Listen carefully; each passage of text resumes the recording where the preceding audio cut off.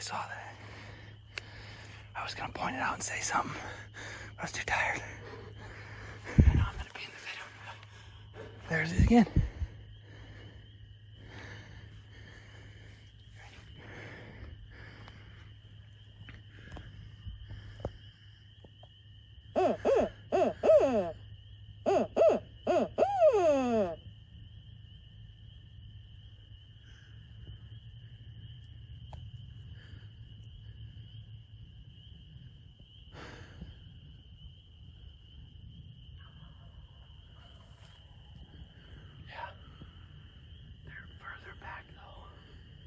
I think there's more than that, Drew, too. I think there's some further that way. I'm gonna just try and do it loud.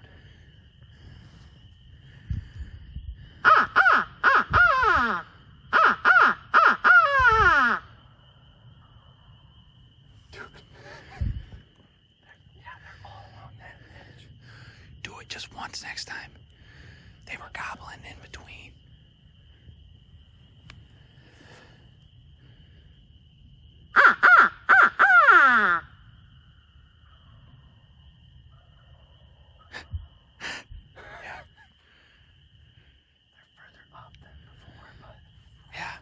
You're right. Better off setting up like out here. They're not crazy far though. Yeah. Let's get out of here. Good morning. It is Saturday, May 7th, which is for me opening day in Michigan here. Got back from Indiana last week. Really didn't have much success there. We had a couple of I guess I'll call them opportunities. One really close one that we called in, just he could never crest the ridge, and then another hunter kind of came in and screwed things up. But from what I hear, it's kind of, how public land goes. It's tough. So moving on now to Michigan. I really am not going to have much time to hunt this year. I really only have like 2 weekends or so. We're going to Nebraska later this year, and that's going to take up another weekend. So I'm really hoping can get something done early this morning. My brother-in-law and I were out a couple nights ago, and as you probably saw in the video, we roosted a few, so we know where they should be, assuming they roosted in the same spot last night, which they typically do. That was kind of where they roosted last year. So going out with my dad and Scott Saminsky, one of his friends. We've kind of become friends over the years, hunted with him. He taught both my dad and I a lot of the stuff we know, so as far as turkey hunting goes. So hoping to get in and set up on the same field that they were roosted in. We're probably going to try and set up across the field and not get right underneath them, hopefully, so we don't spook them or anything, and see if we can call them across that field. I'll probably try and film for my dad first, and I'll bring my gun, and if there's 2 of them, we'll try and figure something out to get to. But at this point, I just hope that we have a close call because after Indiana, I need something to work out here. So early morning though, and looks like it's going to be a good day today. So we'll catch up with my dad and Scott once we get there.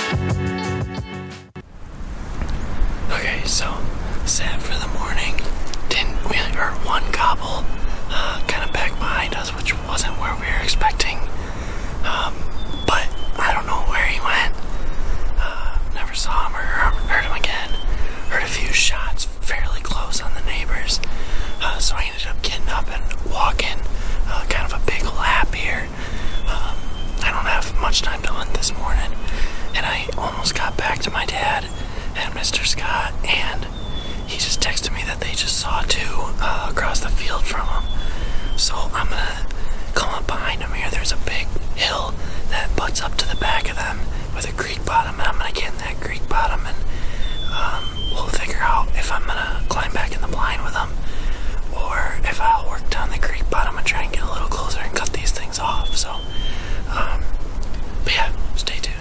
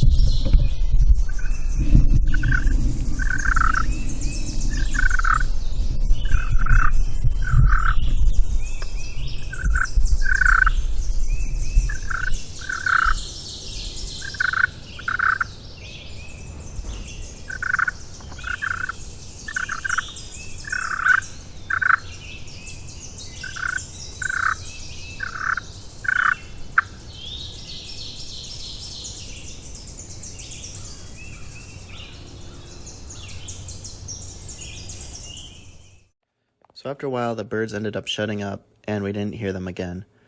I decided, since I didn't have long to hunt that morning, that I would get up and try and move around and see if I could get anything to respond to me. I ended up getting up and walking out into the field and going into the creek bottom that was not too far from us and let out a call, and lo and behold, something responded right up in the top field above me.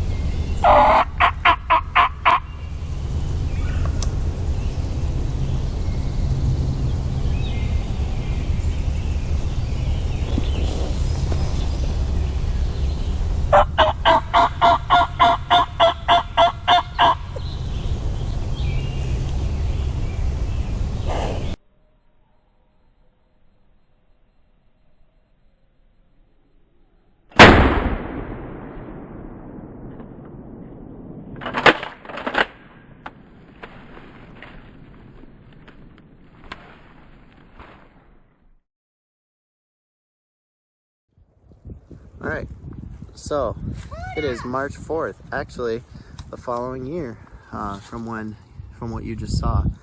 I'm out putting out some cameras, looking for tracks and stuff.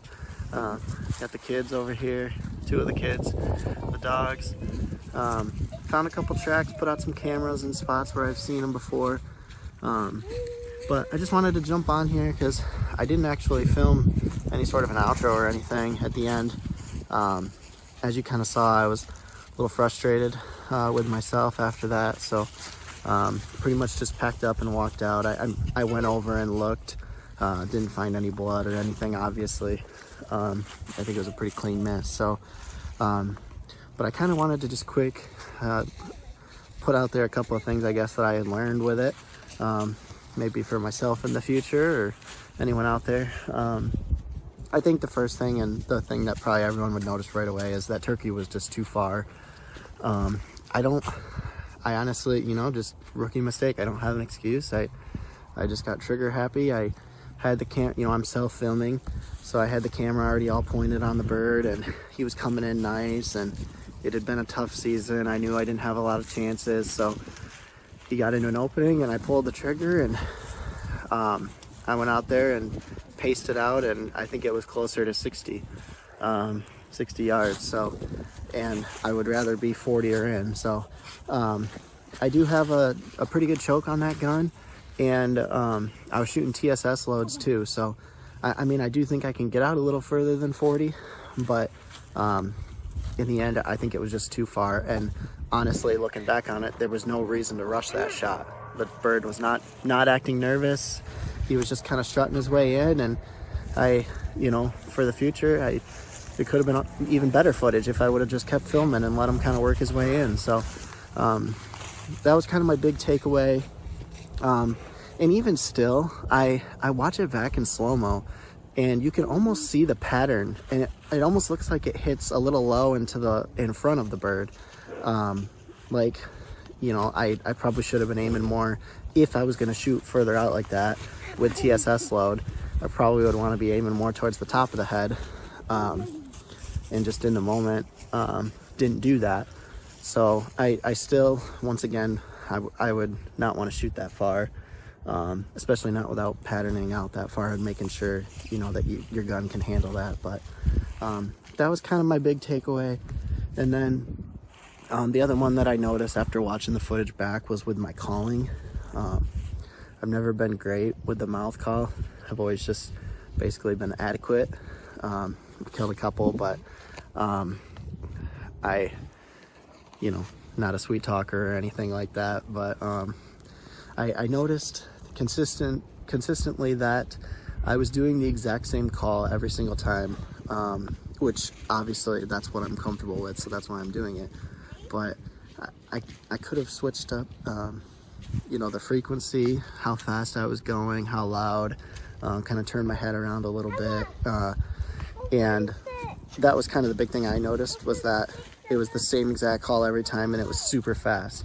And I think that's just excitement. So those are the things I'm going to take away. I hope you enjoyed the video still. I think it was still a really cool hunt.